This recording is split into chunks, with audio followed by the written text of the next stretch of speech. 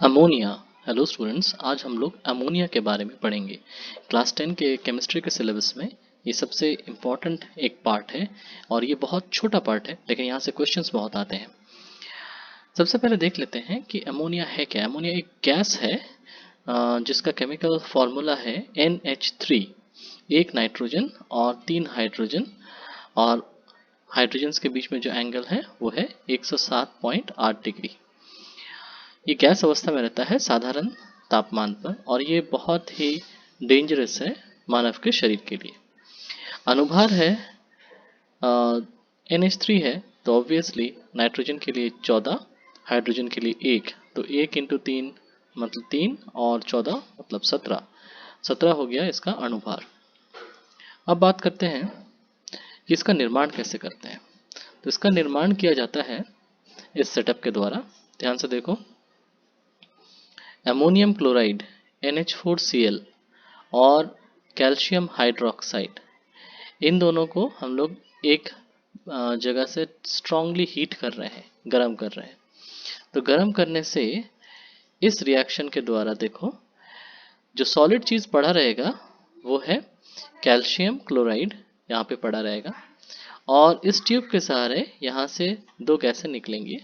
वो एक है जलवाष्प 2H2O और साथ में अमोनिया गैस, और ये गैसें यहाँ पर से निकलेंगी और कैल्शियम ऑक्साइड के टावर से पास होंगी, और यहाँ पर अमोनिया गैस कलेक्ट हो जाएगा। अब कैल्शियम ऑक्साइड की ज़रूरत क्यों थी यहाँ पर? ये H2O या जलवाष्प को सोख लेगा। तो ये जो प्रोसेस है, यहाँ से जो गैस निकलेगा उसको हम लोग कलेक्ट कैसे करेंगे? इसको कलेक्ट करने की विधि है वायु का निम्न विस्थापन। वायु के निम्न विस्थापन विधि द्वारा हम लोग संग्रहित कर सकते हैं, क्योंकि अमोनिया हवा से हल्की है। अगर एक उल्टे जार में इसको हम लोग ऐसे रख देंगे, तो क्योंकि अमोनिया हल्की है, ये ऊपर एकत्रित हो जाएगी और वायु को नीचे पुश करेगी, वायु यहाँ से बाहर निकल जाएगी।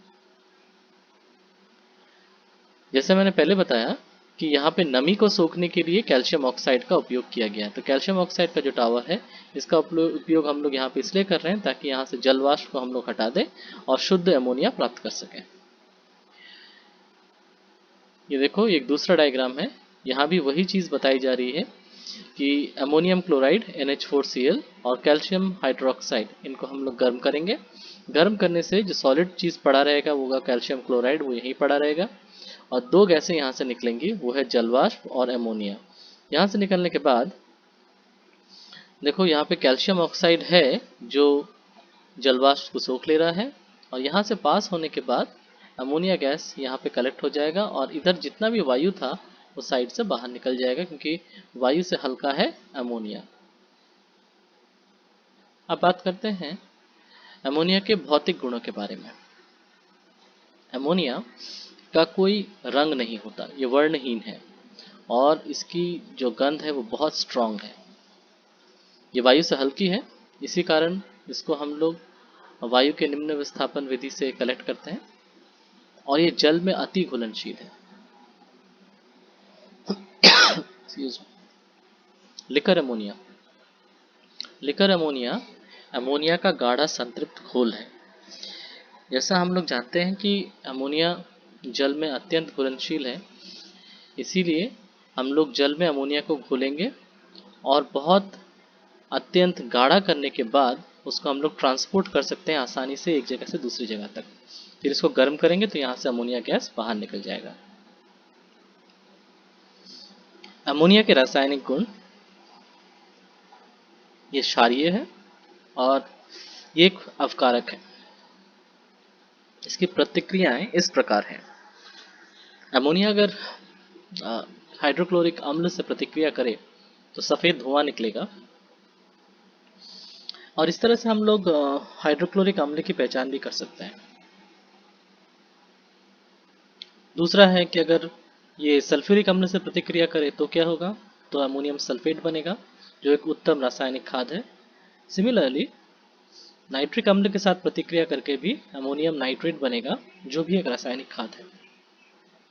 सोडियम के साथ प्रतिक्रिया करके सोडियम एमाइड बनाएगा, जो बहुत इंपॉर्टेंट केमिकल है, बहुत से रासायनिक प्रतिक्रियाओं में इसकी आवश्यकता पड़ती है।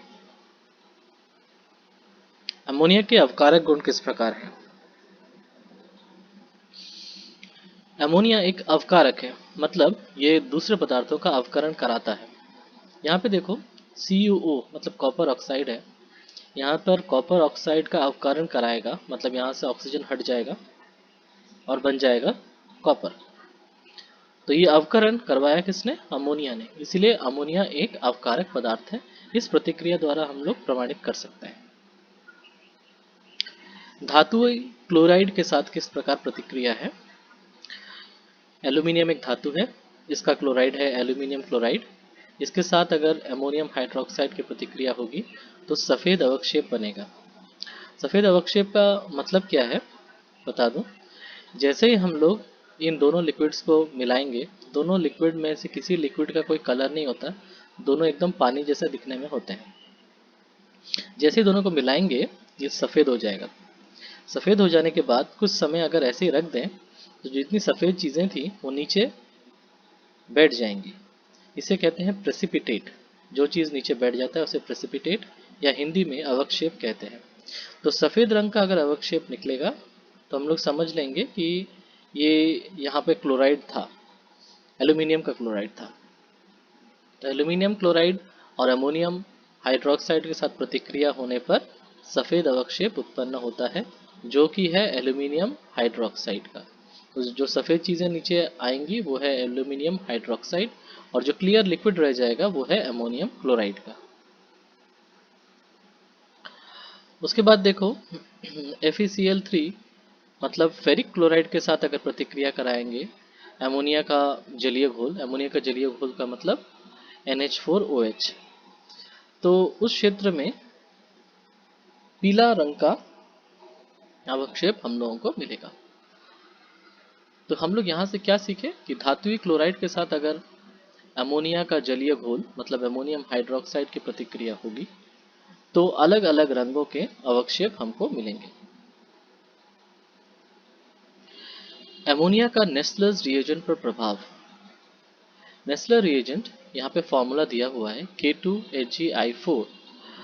तो ये एक रिएजेंट है जिसके द्वारा हम लोग अमोनिया की पहचान कर सकते हैं। अगर आपको एग्जाम में ये क्वेश्चन दिया जाए कि अमोनिया की पहचान आप कैसे कर सकते हैं, तो आप लोग ये डायरेक्ट लिख सकते हैं कि नेस्लर रिएजेंट हम लोग लेंगे और उसमें अमोनिया गैस पास करेंगे, और अगर वो ब्राउन हो जाए तो फिर हम लोग समझ लेंगे कि ये अमोनिया गैस है यहाँ पर। तो नेस्लर रिएजेंट के प्रभाव में अमोनिया का जो रंग रहता है वो भूरा हो जाता है, या फिर हम लोग ऐसे भी कह सकते हैं कि अमोनिया के प्रभाव में नेस्लर रिएजेंट भूरा कलर का हो जाएगा। फिर बात करते हैं अमोनिया के रिसाव की।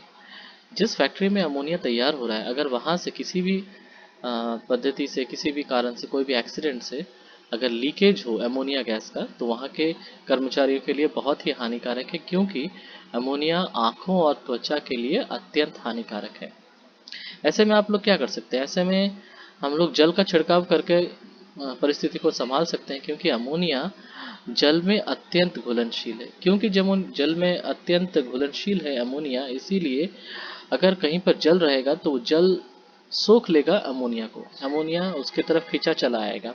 इस तरह से वायुमंडल में अगर बहुत ज़्यादा अमोनिया है तो वहाँ अगर बारिश हो जाए या फिर अगर आप लोग जल का छिड़काव करेंगे तो फिर वहाँ पर अमोनिया जो है वो जल में घुल जाएगा और वायुमंडल प्रदूषित होने से बच जाएगा। अमोनिया का औद्योगिक निर्माण।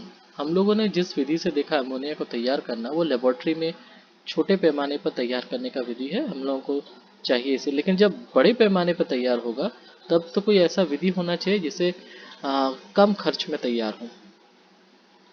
तो इसके लिए हम लोग क्या करेंगे? प्रतिक्रिया नाइट्रोजन और हाइड्रोजन को एक साथ प्रतिक्रिया करवाएंगे आयरन उत्प्रेरक की उपस्थिति में 400 डिग्री सेल्सियस तापमान पर और वायुमंडल से 200 गुना अधिक दबाव पर। तब उस क्षेत्र में अमोनिया का निर्माण होगा। और ये है उसका डायग्राम। देखो, हाइड्रोजन और नाइट्रोजन दोनों को मिक्स करके हम लोग भेजेंगे कैटलिस्ट चेंबर में। यहाँ पर लोहा उत्प्रेरक के रूप में है, एक जाली की तरह बना होगा, और इसके अंदर तापमान बहुत अधिक है, 400 डिग्री सेल्सियस तापमान, और दबाव भी है वायुमंडल के दबाव का 200 गुना। अब ऐसी स्थिति में यहाँ पर 3 गैसें ही मिलेंगी यहाँ से आपको। एक तो नाइट्रोजन और हाइड्रोजन जो रिएक्शन नहीं कर पाएगा वो, और रिएक्शन करने के फलस्वरूप जो अमोनिया मिलेगा वो।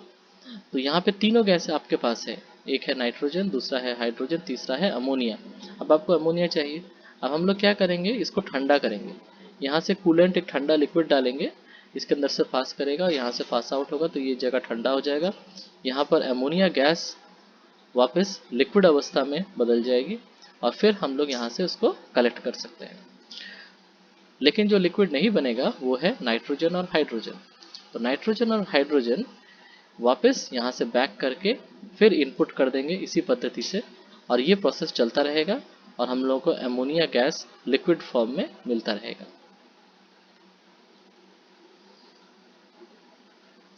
अमोनिया के उपयोग, अमोनिया के क्या क्या उपयोग हैं देखो। सबसे पहले ice making plant, cold storage, इन सब में हम लोग अमोनिया का उपयोग करते हैं। बहुत बड़ा जहाँ पर कोल्ड स्टोरेज है वहाँ पर लिक्विड अमोनिया का उपयोग किया जाता है। रासायनिक खाद बनाने में पहले भी हम लोग देख चुके हैं, अमोनियम नाइट्रेट, अमोनियम सल्फेट उत्तम रासायनिक खाद हैं। और फिर हम लोग ये भी देख चुके हैं कि नाइट्रिक अम्ल या वॉशिंग सोडा भी हम लोग बना सकते हैं। किसके द्वारा? अमोनिया के द्वारा। तो वॉशिंग सोडा और हम लोग नाइट्रिक अम्ल दोनों हम लोग बना सकते हैं अमोनिया के द्वारा। और अंतिम जो उपयोग है वो है प्रयोगशाला में प्रतिकारक के रूप में। लेबोरेटरीज में बहुत इंपॉर्टेंट केमिकल है अमोनिया, जिससे हम लोग अलग अलग स्टडीज़ में, अलग अलग रिएक्शन में बहुत ही उपयोगी एक केमिकल है अमोनिया। तो यहाँ पर देखो एक बॉटल में लिखा हुआ है अमोनियम सॉल्यूशन कॉन्सेंट्रेटेड। तो यहाँ पे क्या है, अमोनिया जल में घुला हुआ है बहुत अधिक परिमाण में। फिर बात करते हैं यूरिया की। यूरिया एक बहुत इंपॉर्टेंट केमिकल है जिसका उपयोग रासायनिक खाद के रूप में किया जाता है। इसका फॉर्मूला यहाँ पे दिया हुआ है। एक कार्बन ऑक्सीजन से जुड़ा हुआ है डबल बॉन्ड के द्वारा, और दो तरफ से NH2 जुड़े हुए हैं। निर्माण इसका कैसे होता है? इसका निर्माण होता है, अमोनिया कार्बन डाइऑक्साइड के साथ प्रतिक्रिया करेगा 110 एटमॉस्फेयर पर, मतलब वायुमंडल का 110 गुना अधिक दबाव पर और 160 डिग्री सेल्सियस तापमान पर। ऐसी स्थिति में आपको अमोनिया मिल जाएगा NH2CO और साथ में जलवाष्प H2O। यूरिया के उपयोग क्या है? रासायनिक खाद के रूप में खेतों की पैदावार बढ़ाने के लिए हम लोग रासायनिक खाद के रूप में यूरिया का उपयोग कर सकते हैं। दूसरा है प्लास्टिक के निर्माण में, और तीसरा गोंद बनाने में। तो ये इम्पोर्टेंट उपयोग है यूरिया के। तो आज हम लोगों ने अमोनिया लेसन के बारे में पढ़ा और उससे संबंधित दूसरे केमिकल्स के बारे में और उसके रिएक्शंस के बारे में पढ़ा। अगले वीडियो में हम लोग एक दूसरे केमिकल्स के बारे में पढ़ेंगे। Thank you.